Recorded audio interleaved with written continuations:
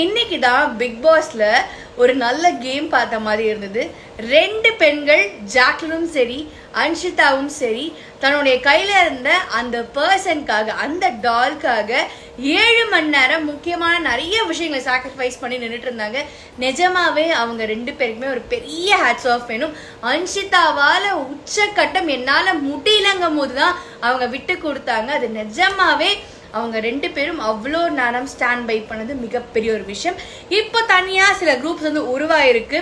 முத்துக்குமரன், மஞ்சரி, சாச்சனா, தீபக், அதே மாதிரி Soundarya, rayon, Jacqueline, Jeffrey இவங்க ஒரு டீமு.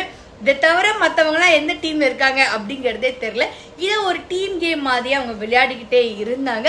ஃபர்ஸ்ட் வந்து தர்ஷிகாவோட ஒரு பெரிய சண்டை வருது. அதுக்கப்புறம் பிக் பாஸ் நோனும் நீங்கள் திருப்பி விளையாடுங்க அப்படின்னு தான் வந்து சொல்லியிருந்தாரு. ஆனால் ரஞ்சித் அந்த இடத்துல கூட தங்கம் செல்லம் அப்படிதான் பேச வர தவிர பாயிண்ட் எடுத்து வைக்கவே இல்லை.